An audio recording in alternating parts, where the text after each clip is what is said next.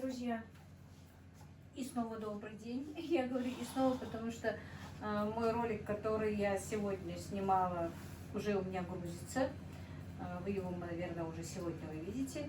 А этот ролик уже, наверное, только завтра. Так, кто не будет смотреть мой сегодняшний ролик, не поймут, поэтому начну все сначала.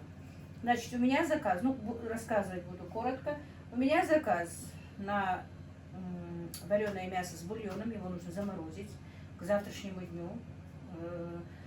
Я уже там объясняла, но еще раз объясню, что человек, мужчина, месяц практически будет без женщин в доме, держать уразу, поэтому его женщины очень переживают и решили ему вот так вот сделать у меня заказ. И замороженные пельмени, галушки с варениками заказали, и готовую продукцию: вареное мясо с бульоном, тефтели, голубцы, котлеты. Это все надо приготовить, заморозить, уже в замороженном виде отправить в другое село. Все, это коротко. Теперь, значит, начинаем сегодняшнюю мою работу с того, что я сейчас быстренько помою мясо и поставлю его варить.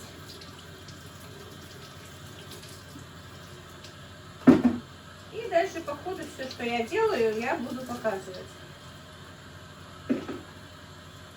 Мясо, мне сказали, что нужно и не очень жирное, и не очень худое, чтобы было.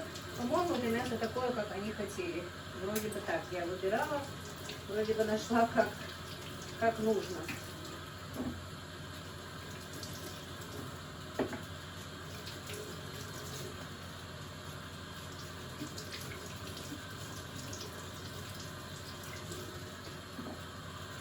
Это ребрышки и такая вот, по-моему, не знаю, как она называется, то ли трикотная часть, я не знаю, как этот кусочек называется. Все. И в холодную воду, и поставим варить.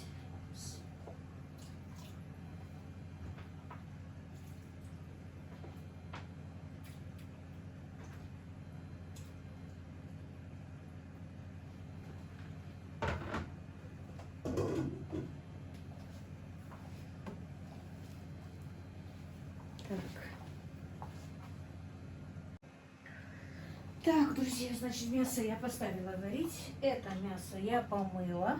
Теперь мне его надо обработать, чтобы пропустить через мясорубку. Так. Я его немножко подсушу.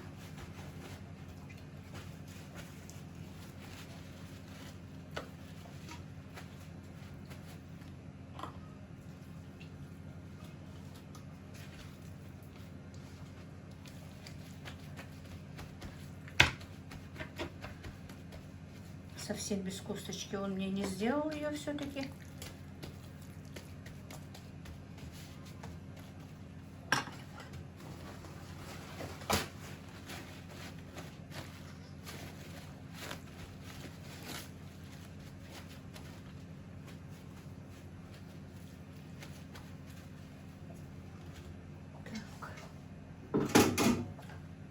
Так, оставим.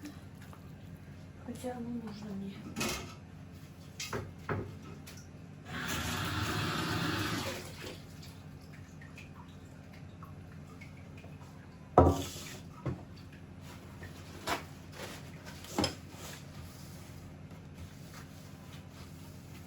Эти 2 дня очень прохладно, то было 25 градусов, то теперь сразу 7 градусов, такой перепад температуры.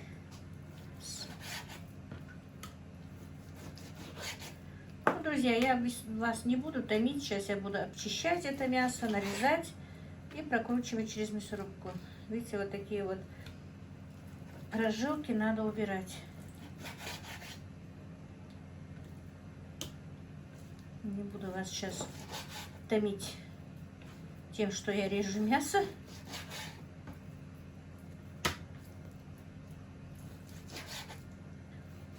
Вообще, просто я сейчас не знаю, как установить, а очень хотела сделать прямой эфир, делая себе там какие-то заготовки или, может быть, даже когда пельмени леплю.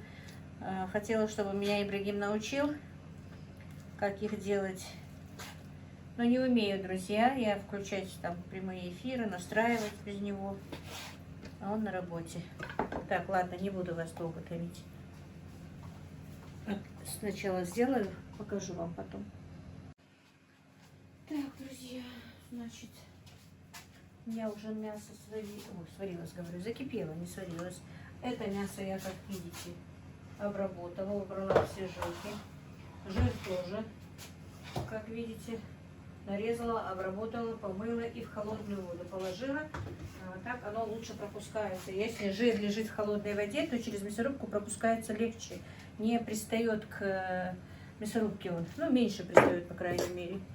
Так, теперь я буду ставить мясорубку и прокручивать мясо с жиром. Так, огонь я убавила, чтобы мясо кипело более медленно, чтобы бульон был прозрачным, хочется, чтобы... Так вот. Сейчас поставлю мясорубку.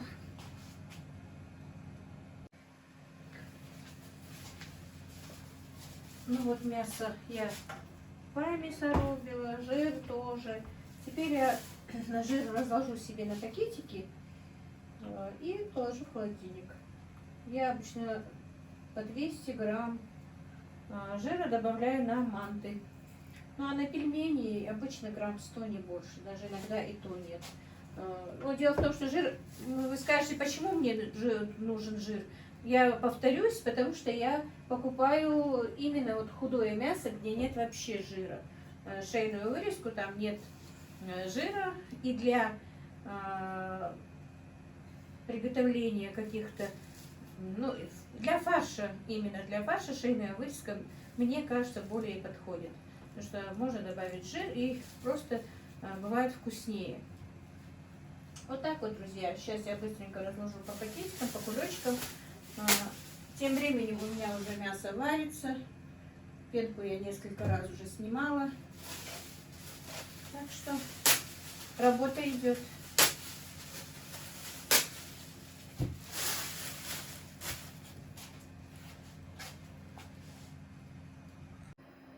Так, друзья, вот положила я жир.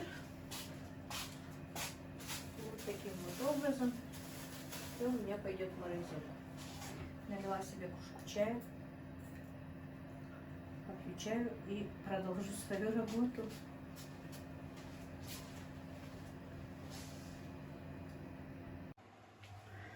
Так, друзья, теперь будем замешивать тесто на пельмени, вареники, манты.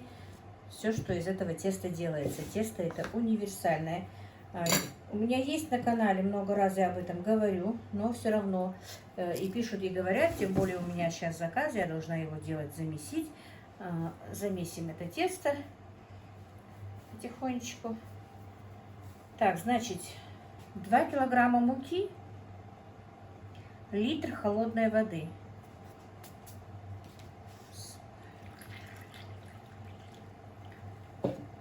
Ну, треть стакана, наверное, растительного масла.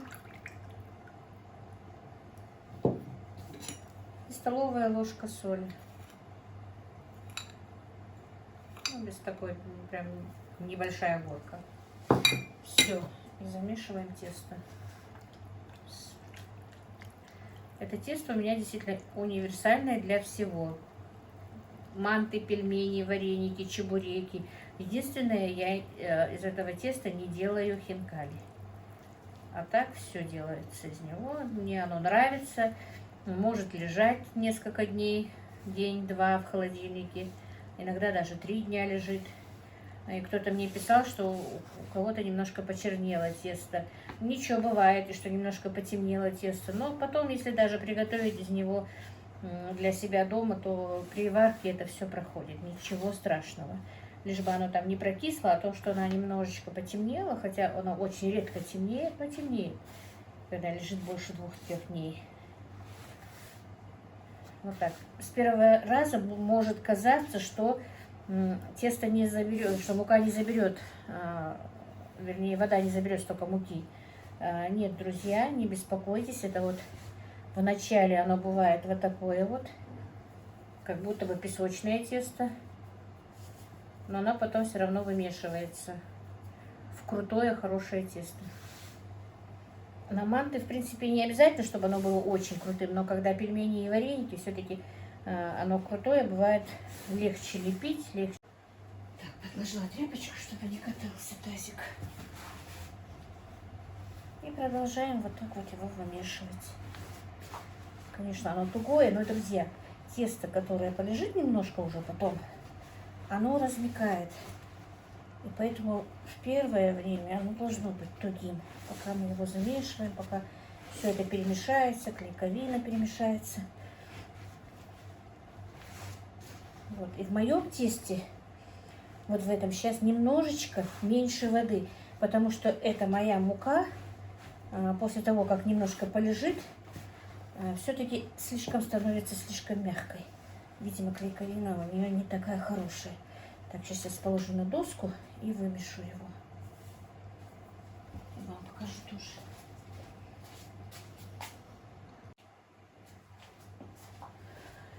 Так, и теперь мы дальше его вымесим.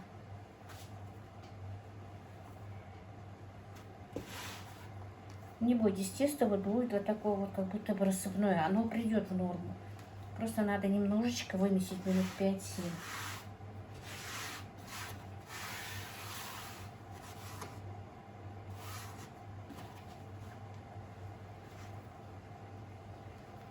Для манты я вот прям вот таким вот крутым его не делала. Я специально немножечко не долила воды, потому что у меня пельмени и вареники. А так, если мука обычная, нормальная, хорошая мука, то состав 2 килограмма муки, литр воды, это нормально. Просто я тут налила 900 грамм, потому что я свою муку знаю. Это первый мешок, который мне прям так попался, что неудачно. Ну, в принципе, мука хорошая, но вот она немножечко размягчается после того, как полежит. Особенно на второй день.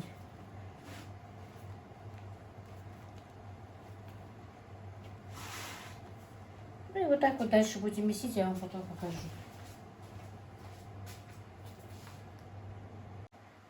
Ну вот, буквально минуты 3 я его вымешиваю. Видите, оно уже пришло более-менее в вид теста. Но я еще немножечко его вымешу. Конечно, оно очень крутое, но сами увидите, оно немножко полежит минут 15-20, пока я приготовлю там начинку, что-то. Оно же не будет таким крутым, и с ним бывает очень легко работать.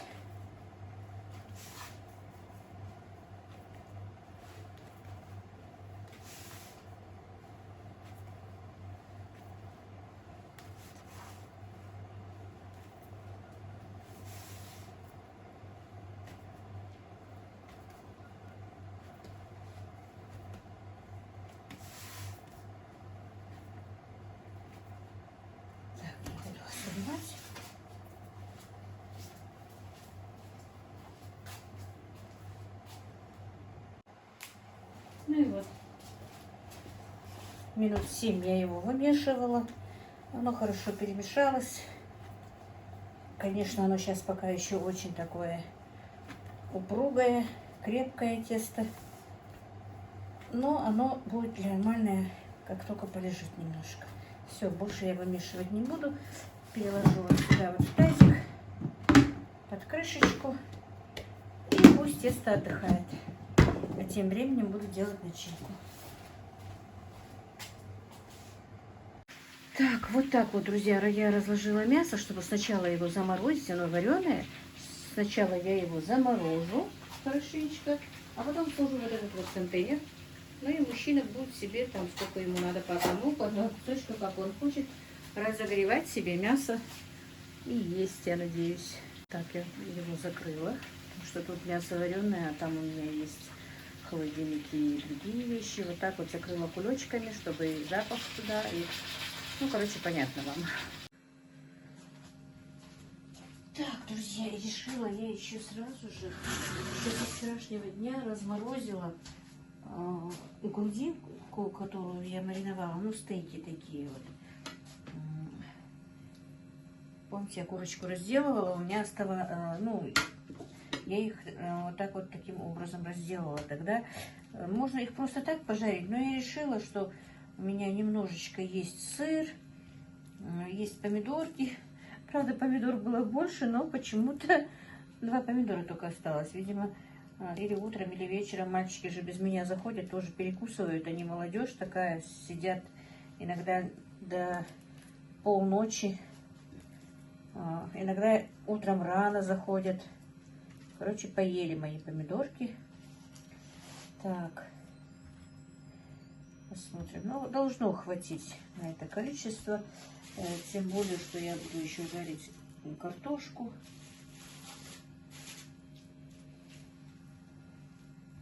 Вот. Конечно, мариновать на этот рецепт вот так вот мариновать их не надо. Просто отбил, немножко посолил, поперчил и все.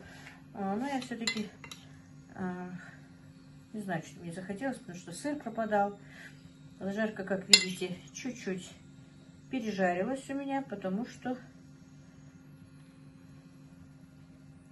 все делаю вместе. И там, и здесь, и не успеваю везде подглядеть. Так.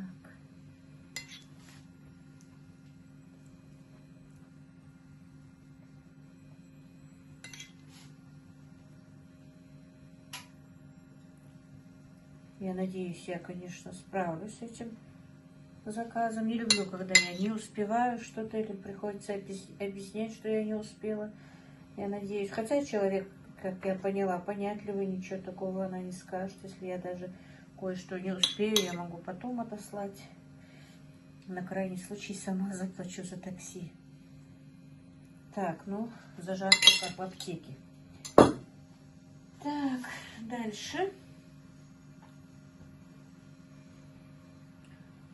Дальше мы положим помидорки.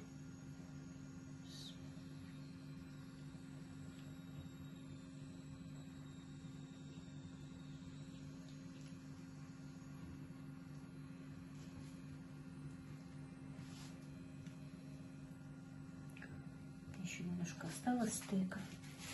Ну, это я, наверное, скорее всего, просто зажарю. Потому что разморозила я их. Замораживать уже больше не хочу.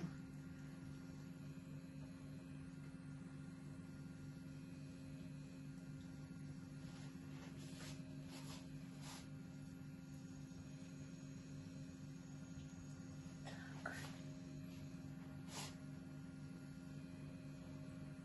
Ну, в принципе, и помидорок хватило.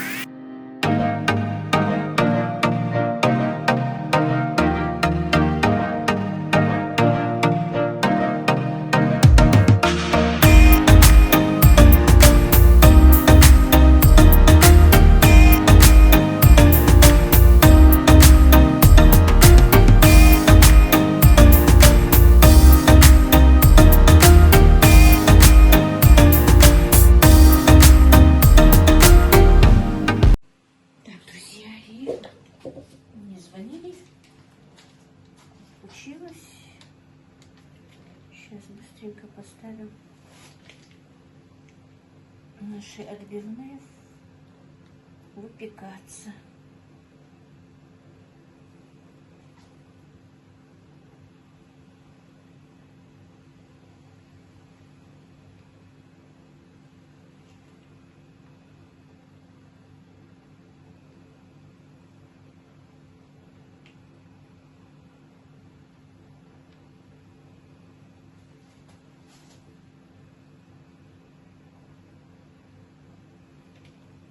Духовку я уже включила. Картошечка моя пожарилась. Все. И это пойдет в духовку.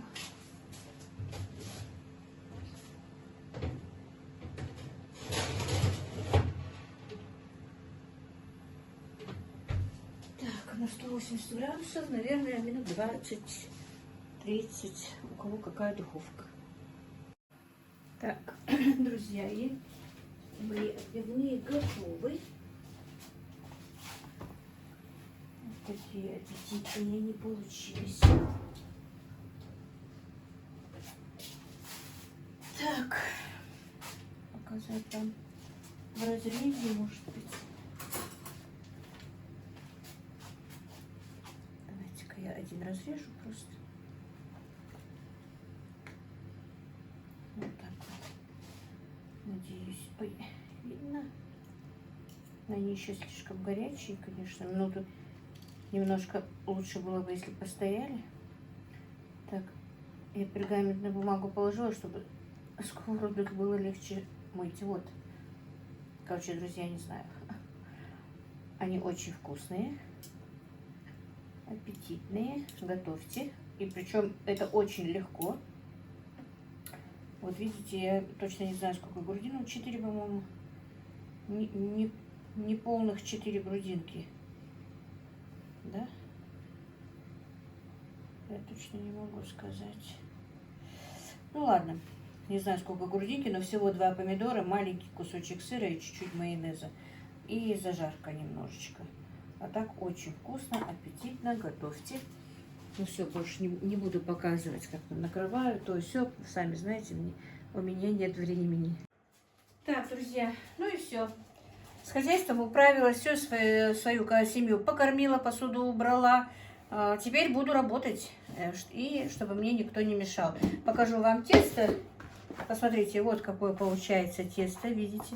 Больше его месить, вымешивать, ничего с ним делать не надо. Все, оно готово, шелковое, мягкое, хорошее, упругое. Все, оно еще полежит, еще будет мягче. Так, ну на этом, наверное, друзья, я с вами попрощаюсь. Ну все, друзья, на этом я с вами попрощаюсь. Буду делать свои заказы уже без камеры, потому что долго все это происходит. Очень хотела сделать сегодня прямой эфир, но не получилось. Как-нибудь в следующий раз, когда я пройдем дома, может быть, что-то будем вместе с вами готовить в прямом эфире. А то, что я буду делать завтра, потому что сегодня я все свои заказы не смогу сделать, мне еще надо купить мясо, у меня не все мясо есть. Сегодня, я надеюсь, я хотя бы пельмени сделаю, но вряд ли больше что-нибудь, потому что устала уже. Ну, на этом все, друзья, как-то так. Сегодняшний мой день